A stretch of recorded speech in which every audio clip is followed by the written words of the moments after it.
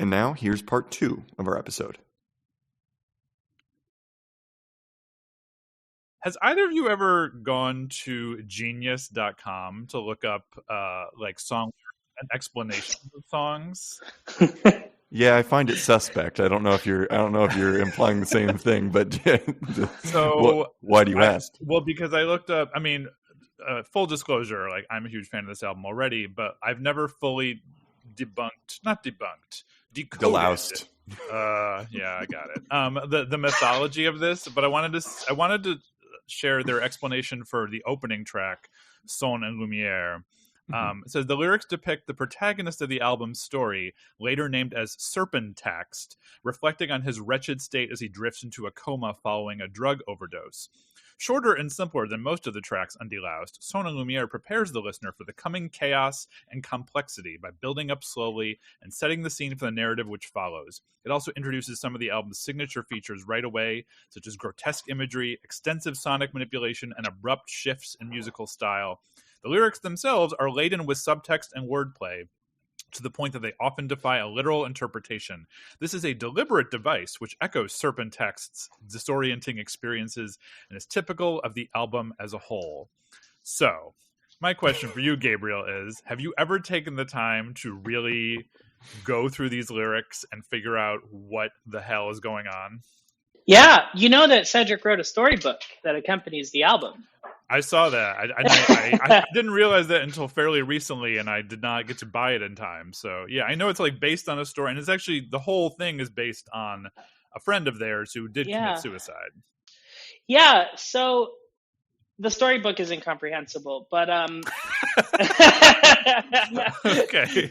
Doesn't mean it's worthless. It's just not comprehensible. No, it's about. I mean, it's sort of It's in the same style as the lyrics, shall we say. It's not like you have this sudden clarity. It's laden in metaphor and dripping in, right? I mean, some of it is a little clear, right? I mean, some of the lyrics, there's some lyrics that I just love, like in Inertiatic, you've got like, its musk was fecal in origin. Like, it's a great way to tell somebody that they smell like shit, right? Yeah.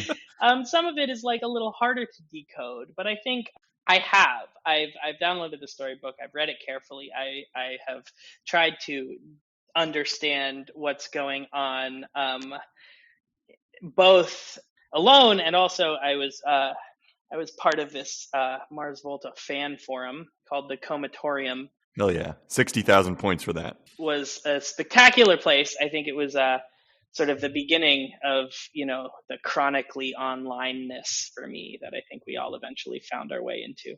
Mm-hmm. And it's a sort of deeply personal thing. I think it's both the lyrics are deeply personal to Cedric and also the way that they resonate with you is I think a deeply personal thing. I mean, I think the idea that this is a somber and sad and psychedelic journey towards death is, I think, not hard to pick up on. Yeah. That's pretty cool. Even if you don't know the whole story about their friend, it's still there is a loose narrative, but it exists. Yeah. And and it really feels like that. Like it really feels like you're being sort of led through this sort of like animatronic Disney World version of the river Styx or something, like going from room to room. I don't know. It's like it really does feel like I was reflecting on this because I was trying to sort of think about like this to me was like the first sort of concept album that I felt like I really spent a long time decoding. Yeah. Mm-hmm. And this idea that you're sort of like lost in this tumultuous haze of like almost dying is very clear, but it's also very human, their interpretation, right? It feels like they're taking you through it through their own sort of personal lens. Yeah. And that's why I say animatronic Disney World kind of thing, because I really do think they're like giving their own sort of show of what how to tell this story, whether it be the lyrics of like, you're sort of coming in and out from consciousness to unconsciousness through these dripping caves of like, both with the sounds and the solos, but also the train station, right, and like the sort of roulette dares kind of taking off on a journey, and then the boats on the drunk ship of lanterns. Everything is like a step further along this journey towards some sort of like eternal space. And there's, I mean, even though the lyrics are very dense and like require some decoding, I mean, this album in some ways reminds me of the conversation we had a few seasons ago when we talked about Nine Inch Nails' The Downward Spiral, in the sense that there's these layers and layers that you just kind of, you can't quite tell what's happening, and then all of a sudden something pops out really suddenly and is like crystal clear.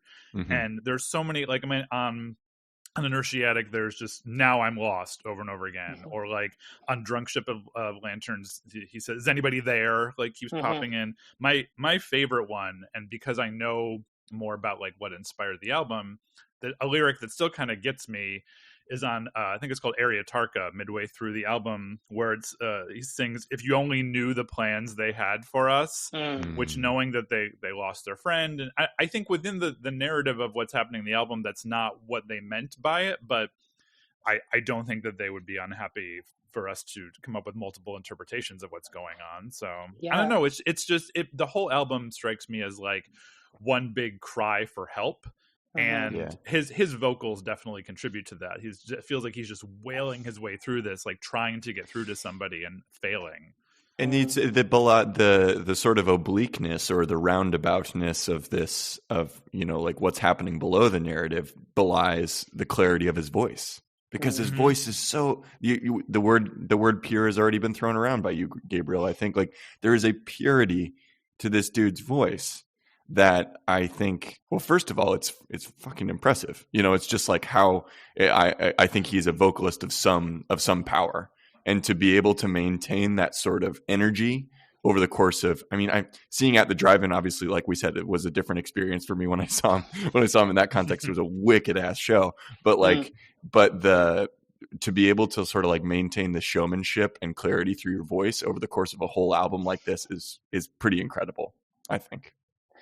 I agree. I think of all the Mars Volta albums, I think this one showcases Cedric's voice the most. Totally. I think part of that is the production. I think having like Rick Rubin producing it and sort of like going towards sort of like a tighter, sort of like well-produced sound, like a lot of the cacophony is like very carefully organized. The voice is like sort of like, it is manipulated to sound really, really, really good. They're not worried about, you know, like everything I feel like is carefully produced to sound perfect in a way that I think later albums, they don't mind if things are off, if things are sort of colliding, if there's sort of dissonance. But in this one, they're very careful to avoid dissonance.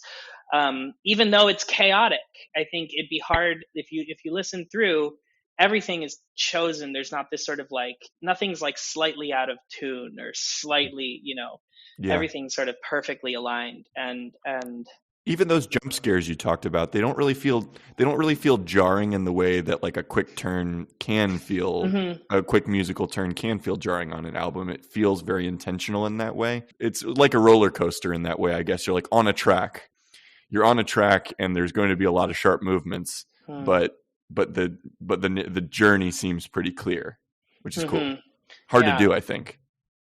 Yeah, I agree. And some of that is like contained even within like one song. I was sort of thinking about like Cicatriz, ESP it's like a very, very long song. Yes. And I feel like is sort of a transition phase for the album. You know, you've got this, again, another one of these lyrics that shines through that you can kind of really understand. It's sort of like, I've defected on every chorus. And yet, you know, it sort of like falls apart into this sort of like drippy noisiness for like 5 minutes of like cave noises. And then at the end, John Frusciante pulls out of it with this insane guitar solo. The man himself. And it's absolutely bonkers. That like there's, you know, you're listening to this Mars Volta album and then there's just one track with John Frusciante and these clean, tight solos kind of coming out and that feels like the sort of waking up moment. Because I guess the way the story goes is there was like a like Serpent Taxed who's based on a friend of theirs from El Paso in the sort of hardcore scene, um, had a suicide attempt, and then came and I think it was really hard on the whole group because there was like a lot of drugs in the scene as well, and I think it was sort of like an intentional drug overdose, and then he came out of it was not successful, and there's this sort of coming out point. It's like, oh, now like I'm here again, and then there's like two very sad songs that sort of are between that and then the next attempt, which was successful, which is, I think, Take the Veil. And I think Cicatriz, at least for me, like is sort of where it comes out of that first sort of drug-fueled, almost psychedelic journey towards death back into like the hard reality of living, and then the sadness of that. And then there's two songs in between there. And that transition, again, it's very tight, it's very clean, but then you've got like This Apparatus Might Be an Earth song, the 8th song. It feels a lot more like alive in some sense. Like it's not this like hard, drippy psychedelic wonderland that of doom. And Cedric's voice isn't this sort of like overproduced, very pure sound. It's like a lot more human sounding. And the guitar, and you've got this sort of like sitar thing going on, and this sort of a lot more just like heavy distortion guitar until Take the Veil. Every Mars Volta album, I think, has like one sort of like 3 to 5 minute kind of single that's like a ballad.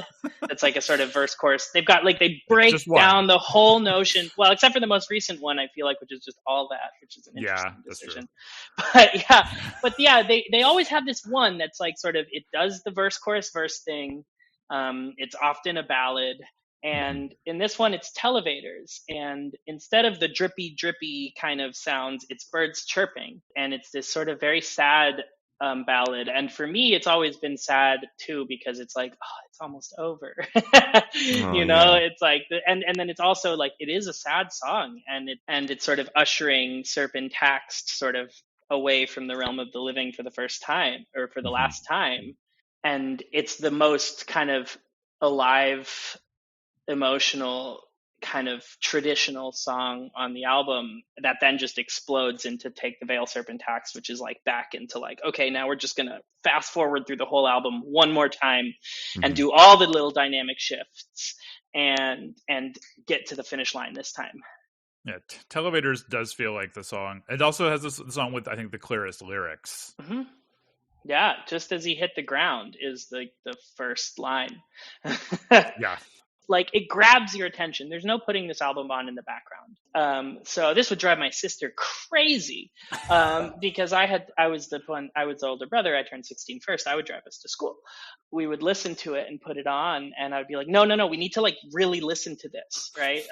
It's very important, because like the first time you hear it, it's the vocals that show through. But then the second time you realize the guitar is doing something. It's not just playing chords. It's doing something in a different direction. You have to listen to that. And then the third time you're like, you have to listen to the drums. You've heard the guitar, you've heard the vocals. Now you have to listen to the drums, because they're doing something different. And then, okay, now we're ready to listen to it all together. They all complement each other. And my sister would just be like trying to get ready for school and like drive to school and like chat. And I was in this phase where I was like, every morning or every afternoon on the way home, I would put on the song, and she'd be like, fine, you can put it on, whatever. And then, but then if she would try to talk to me, I'd be like, no, don't talk to me right now. The sanctity of this song, don't you dare. Don't talk like, to me. I couldn't miss a moment. What do you think this album is without Rick Rubin? If you compare this album to the rest of them, it feels, and for lack of a better word, shinier, like wrapped in plastic and sparkling in a way. Like there's this sort of almost artificial perfection that's sort of injected, that I think a lot of people, it's controversial. I think a lot of Mars Volta heads think it's overproduced, and want to go to something like Francis the Mute, where the chaos is so much more raw, and the dissonance is actually like hurts your ears sometimes. And my perspective is, I think it was sort of like, this is your first album, and I'm not going to let you, you can have all of the ideas you want, right? He produced it with Omar. Omar was also the co-producer. Right, yeah.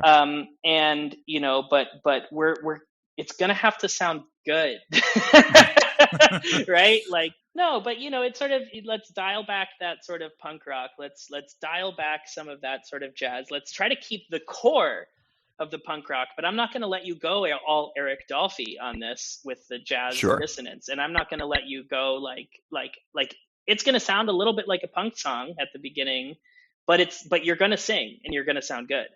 And I feel like sometimes they push that line a lot harder. If you listen to the second album, I mean, also part of it though is Jeremy Michael Ward, the sound manipulator, passed away between the first and second album as well. And so a lot of the sort of sounds that you hear in this and the sound manipulation art that you hear in this with these drippy cave sounds and these sort of like rising and falling waves of like hums that bind together the songs sound different in future albums, and that could be a Rick Rubin effect, but that could also be just like Jeremy Michael Ward was a genius, and if you replace that with like plane sounds and motors, it's just not going to sound the same. If you do listen to their discography, I feel like the further they get from the Rick Rubin album, like you can sort of feel, it doesn't feel like it doesn't feel like falling apart, but it just feels like embracing entropy, I think is probably the best way of describing it. Whereas like he contained all the entropy here, which is maybe why I'm not someone who does drugs recreationally, and everyone, whatever they want to do, cool by me. But this album sounds to me a little bit like hard drugs. And I think that, I don't know if that's because of the way Rick Rubin made it sort of like it just changes direction and changes tempo and changes tone so quickly, or if it's maybe because the part of the scene that they were involved in. I don't know. This album just sounds to me like it is hard drugs. Again, I don't know quite what I mean by that, but I mean, I would definitely agree that early Mars Volta feels like drug music in a lot of them. Like you've got like you have these sort of like genius ideas, but like the sort of the flow, the storytelling, it's so non-characteristic, and it's so sort of like just like representing this like reality that's very human, but also like very out of this world, in like a way that's not always positive, right? It's not trying to like be like drugs, TM, like do them. This is a great thing that you'll just be so stoked about. It's like the warped, rich, beautiful perspective on reality is like constantly tinged, or not even tinged, but like overwhelmed by pain and sadness. And it's not in a way that like my relationships are falling apart. It's in a way that like my reality with my relationship with myself and my own sanity and my body is sort of like falling apart into this ethereal wasteland. Part of that is the isolation, right? It feels like such an isolating album. It's a hard album to like share, to like listen to with someone, to like talk to people about, to like be like, listen to this song and then watch them listen to it and be like, okay, like, do you get it? Like your sister sitting in the seat of your poor sister. Right, exactly. Right. No, but it's like it's very hard because you have to, you sort of dive deep and eternally within and sort of shut out like other outside things, and that's very much reflected in the first few albums as well. And it was also a tumultuous time, I think, for Omar and Cedric. Like the breakup of At the Drive-In wasn't good. No, didn't seem like it. I think there were like a lot of burned bridges and a lot of tough relationships and a lot of chaos.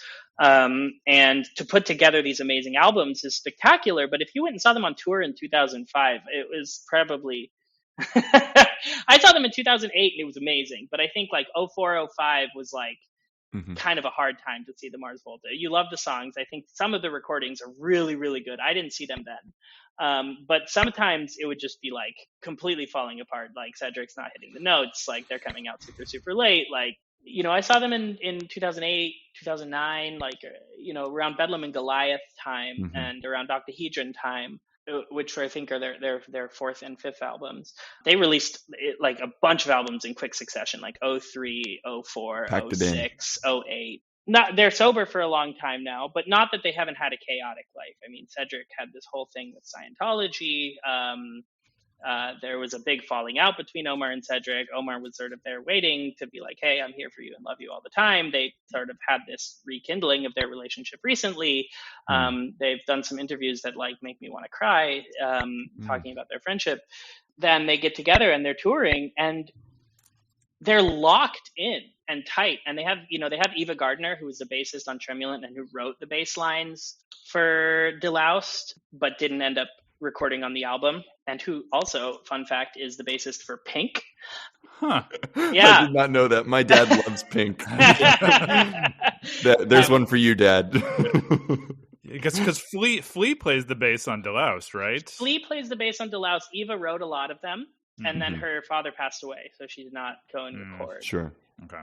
And so Flea, Flea, you could do worse than Flea. Yeah. I really like that guy. Yeah, he's amazing.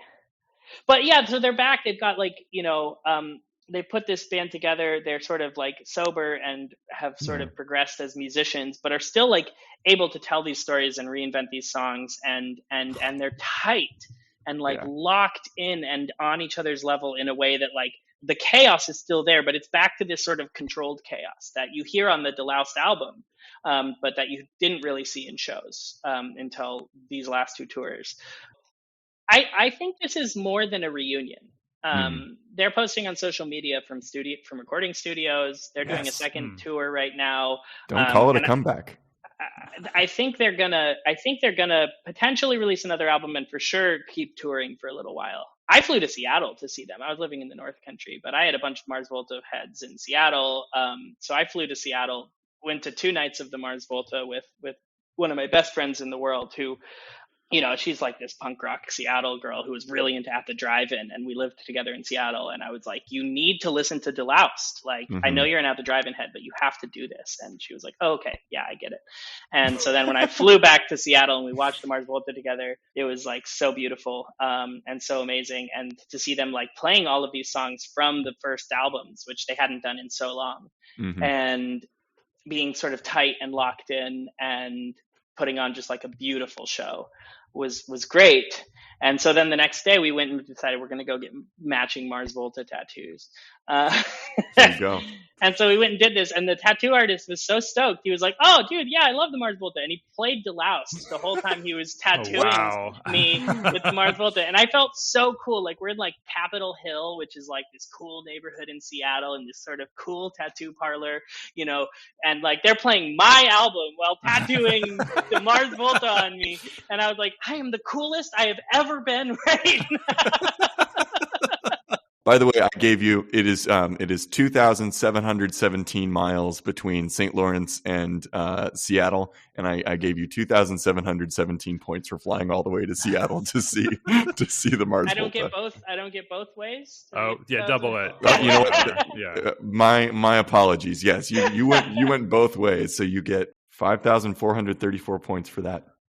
So I feel like we've covered quite a bit, but Gabriel, what makes this album perfect? What are your standards for perfection?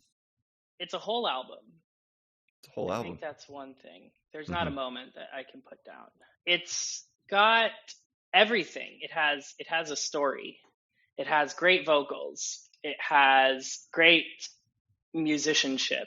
It has improvisation, but it also has carefully crafted moments. It's got sound manipulation. It's got some of the best drumming you will ever hear. And hell yeah. And it's sometimes extremely complicated, but then other times extremely simple. And so it like hits.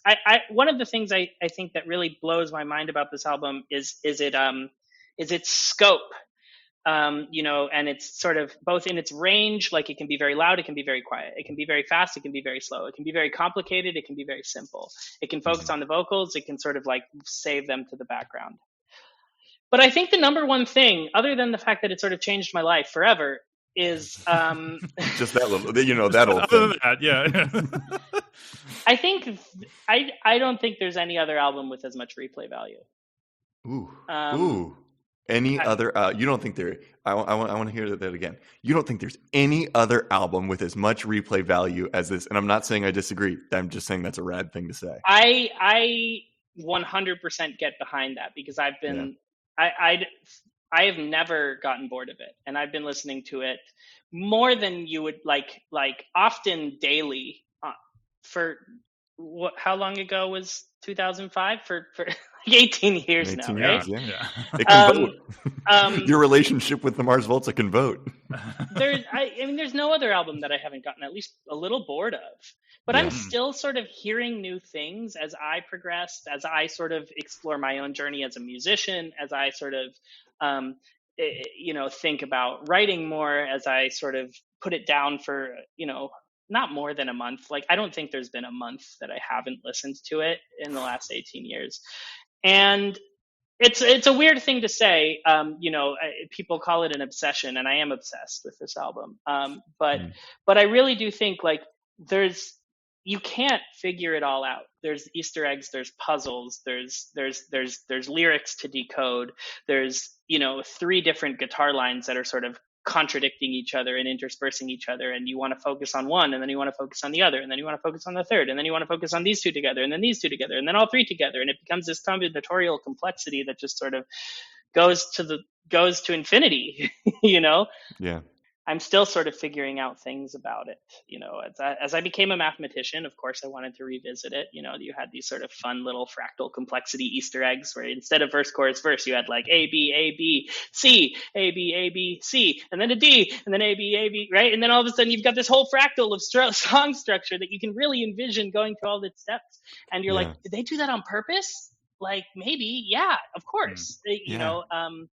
And so in some sense, it doesn't grate on me. I could listen to it 3 times in a day. Other Mars Volta albums, I think the complexity can sort of, or not the complexity, the dissonance can be a lot after a while. Yeah. But not with this album. Yeah, I will probably keep listening to it like monthly, weekly, daily, sometimes forever. I don't think I'll ever get bored of it. That's a ringing endorsement. All right, Tyler, let's hit the board. Let's see. Let's total up the points. Yes, it's a board. It's points matter, Gabriel. And I'm gonna run back. I think some of the things you said about why this album is perfect were so poignant that I just want to read those back. As I wrote them down, I wrote down it's a whole album. It's got everything. It's got musicianship. It's got improv. It strikes the balance between complicated and simple. I wrote the word scope in all caps, and I wrote that it changed your life forever. And that no album, underlined, no album, has as much replay value. So there you go. That's on the board for you. I also gave you 5,434 points for flying to Seattle and back to see the Mars Volta and get a tattoo with your friend. I gave you 600 points for talking about the isolation of this album and or maybe sort of their music in general and how it lends itself to isolation, but also sort of causes you to bloom, forces you to bloom, maybe in some ways. 77,000 points for that bit about Disneyland animatronic version of the River Styx. Holy shit, that was good. 60,000 points for the Comatorium, the fan forum. We love early internet invocations, and I'm glad you invoked that. And we are chronically online, aren't we? 1,000,000 points for the time travel moment that you talked about when you were experiencing the album and going to see them last fall. And it sort of being that moment that transported you back to the first time you listened to Deloused. Hell yeah to that. Wrote down the Fall of Troy so that I'll listen to the Fall of Troy later. Always love that recommendation. 13,000 points for AP guitar playing from Michael. Those were donated to you. 10,000 points for talking about how there's always a scene, a capital S scene associated with these bands and this music. 6,000 points for dancing in the kitchen while you cook as a kid when you're first learning how to love music. 3,000 points for they're trying to be pretentious and they're failing. Wrote that one down for you. So those were the points you earned. You gave me a quote unquote pretty good job for my 60-second intro, which also contributes to your case. I think this is looking like a pretty strong board. With that, I put it to you, Michael. Yes. The final word. Okay. Is Deloused in the Comatorium by the Mars Volta a perfect album? Does it go to 11? I think it would be pretty shitty of me to recruit Gabriel to be on this podcast to talk about this album and then, shit in their cornflakes. So I'm going to say, yes, it is a perfect album. It goes to 11. Well done. Well done, Gabriel. You made a hell of a case. Thank you so much for coming on and talking about this. I mean, I'm glad we had the opportunity to talk about this album because, like you said, it's hard to have conversations with people about this album or get them to listen to it. And fun fact, dear listeners, this Friday, we'll be debuting my first take at our Back to One segment, where I'm going to talk about my relationship with this album and how I discovered it. And so make sure you check that out on Friday. It's like an audio essay. It's like I like to call it an audio essay, maybe. Yeah, first person narrative thing. Whole story. Yeah. It's sweet. He did a great job. You guys are gonna love it. We should play out with our standout track, which incidentally is actually also one of Gabriel's standout tracks. What did we choose? Well, we've been talking about it throughout the episode. We're going to listen to Take the Veil, Serpent Text. I was re-listening to it before we started recording, and I'm like, oh, wow. I love when we end an episode with a song that feels like a real banger of an ending, and it is. And it kind of encapsulates everything on the album. I think you kind of alluded to that, Gabriel. It's sort of like a greatest hits from the album all packed into one song. Everything about, like, stylistically about the album is included in this song. Tower, you got anything to say about it? No, it rules. This band rules. I feel like I was telling Michael, I'm like, I feel like I've kind of scratched the surface here. I feel like this is a band where I'm like, there's a lot more for me to experience and kind of get bedded in with it. Not every band that we talk about on this podcast do I continue my relationship with, but I have a good feeling that the Mars Volta will be in rotation for me. And I'm happy for that. So grateful you brought it up. I also know that a future guest we have this season coming up is a noted At the Drive-In fan. So I'm hopeful that she will enjoy this episode, though I won't say who for the sake of surprising everyone. I know who she is. Keep the surprise. Yeah, we got to keep some things close to the vest. Gabriel, lovely to see you again. And hope we get another chance to talk music and all that. Maybe do a little porch jam in one of these days. I would very much enjoy that. But thanks for coming on. Thanks for having me. This was a blast. I've been dying for this platform all my life. All right, everyone. We're going to play out this episode with the final song from Deloused and the Comatorium, Take the Veil, Serpent Text. Have a good week, and we'll catch you on the flip side. Bye.